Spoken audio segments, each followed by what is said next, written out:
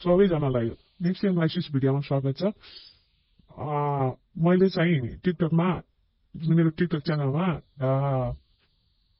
लगभग मे 10 मा चाहिँ नेप्से यो एरियामा हुँदा एउटा भिडियो हालेको थिएँ। भिडियो भन्दा पनि चार्ट हालेको थिएँ। यो रहेको छ। त्यो चार्ट चाहिँ मैले पिन गरेर राखेको छु टपमा। आजको दिनमा चाहिँ यो डिमान्डमा चाहिँ गइसकेको छ नेप्से। हजुरहरू देख्न सक्नुहुन्छ डिमान्डमा गइसकेको छ।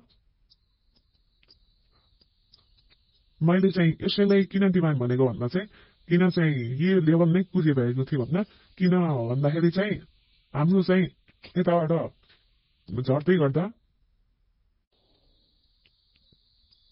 यताको यो जुन मुभ आएको थियो, यो जुन मुभ आएको थियो, यो मुभको मेन डिमान्डको ओरिजिन जहाँबाट चाहिँ मुभ स्टार्ट भएको त्यसको ओरिजिन चाहिँ यता थियो है।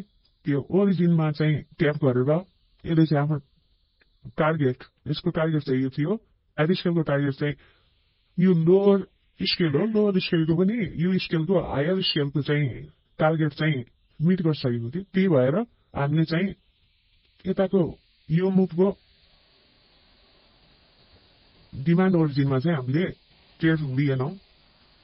यसलाई चाहिँ मेन कन्सिडर गरेनौँ डिमान्ड। किन भन्दा यो चाहिँ यो आफैमा पनि एउटा विक डिमान्ड हो। विक डिमान्डको यो चाहिँ आफ्नो टार्गेट मिट गरिसक्यो र त्यसको पनि टार्गेट मिट गरिसकेपछिको चाहिँ हामीले ओरिजिन चाहिँ लास्टै एकदमै रिस्की लेभल हुन्छ। त्यही भएर गर्दैनौँ। यदि टार्गेट मिट नगरेर आधा बाटै फर्केर यदि यो लेभलमा आउँथ्यो भने चाहिँ तल आउँथ्यो, यो ओरिजिनमा आउँथ्यो भने चाहिँ यो स्विङको हामी एउटा रिस्क लिन सक्थ्यौँ यसको यो टार्गेटसम्म।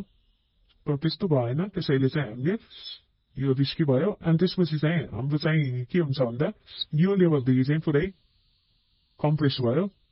किन भयो भन्दा यहाँ अब हाम्रो कुनै पनि डिमान्ड बचेको छैन र विक डिमान्डको पनि विक डिमान्ड थियो। त्यो डिमान्ड ब्रेक हुने बित्तिकै चाहिँ सार्प फल भएको टेन्सन हुन्छ होइन। अनि हाम्रो अब लगभग आइसकेको छ डिमान्डमा। सबैभन्दा स्ट्रङ डिमान्ड चाहिँ यो हो। त्यसपछिको चाहिँ यो लेभल चाहिँ हाम्रो एकदम राम्रो डिमान्ड। किन भनेको भन्दा जब चाहिँ मैले चाहिँ दसैँ अगाडि नै जेनी आन्दोलनपछि भनेको थिएँ यो एउटा लेभल छ, यो चाहिँ एकदमै बाहिरलाई ट्र्याप गरिएको लेभल हो र यो लेभलबाट चाहिँ एउटा राम्रो सप्लाई आउँछ। यो चाहिँ हाम्रो यहाँदेखिको एउटा टार्गेट हुन्छ 80% बुक गर्ने र हामीले रिफ्रेसनमा बाई गर्छौँ भनेको थिएँ होइन भनेको थिएँ। हजुर टिकटकमा नै हालेको थिएँ चार्ट मैले। हजुरले हेर्न सक्नुहुन्छ। यो यता हेर्न सक्नुहुन्छ। यहाँ मैले हालेको थिएँ बायर ट्र्याप 80% लेभल भनेर र त्यहाँ पुग्यो र एउटा राम्रो सप्लाई पनि आयो। तर के भयो भन्दा जुन यो बढाइ थियो, यो बढाइ त्यो बढाइ चाहिँ यसको टार्गेटमा नपुगिकनै बढेको थियो होइन। त्यही भएर यो यताको डिमान्ड चाहिँ विक डिमान्ड बनिएको हो। किन भन्दा ओरिजिनमा यो मुभको ओरिजिनमा नआइकनै जहाँ डिमान्ड जहाँबाट बढ्नुपर्ने त्यहाँ नपुगेरै बढेको कारणले यो चाहिँ हाम्रो के भइदिन्छ, लिक्विडिटी बन्छ। यो चाहिँ हाम्रो लिक्विडिटी भयो र अहिले त्यही लिक्विडिटी लिएर अब यो डिमान्डमा आउँदैछ। होप गरौँ यो डिमान्डबाट चाहिँ एउटा राम्रो स्विङ आउनेछ। एउटा आजबाट जुलाई पनि लागिसक्यो, जुलाई 1 भइसक्यो र एउटा राम्रो डिमान्डमा पनि नेप्से पुगिसक्यो भनौँ लगभग। यताबाट चाहिँ एउटा स्विङ आउने चाहिँ म चाहिँ धेरै आशावादी छु र यही लेभल पुगिरहेको थिएँ। तपाईँहरू यता हेर्नुहुन्छ भने चाहिँ योले चाहिँ आफ्नो टार्गेट मिट गर्यो। तर यताको जो ओरिजिन छ त्यो ओरिजिनले आफ्नो जुन यताको टार्गेट छ त्यो अझै पनि मिट गरेको छैन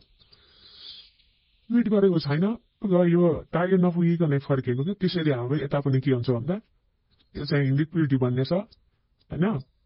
लिक्विडिटी बन्ने छ र हाम्रो चाहिँ के हुन्छ भन्दा ट्रेड के गरेर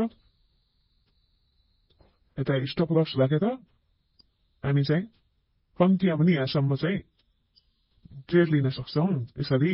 र यसको यो चाहिँ अब हायर स्केलको सप्लाई हो। तर यसभित्र पनि यता चाहिँ लोवर स्केलको चाहिँ बागी नै रहेको छ र हाम्रो चाहिँ यो फर्स्ट टार्गेट हुन्छ, यो सेकेन्ड टार्गेट हुन्छ, यता यो थर्ड टार्गेट हुन्छ।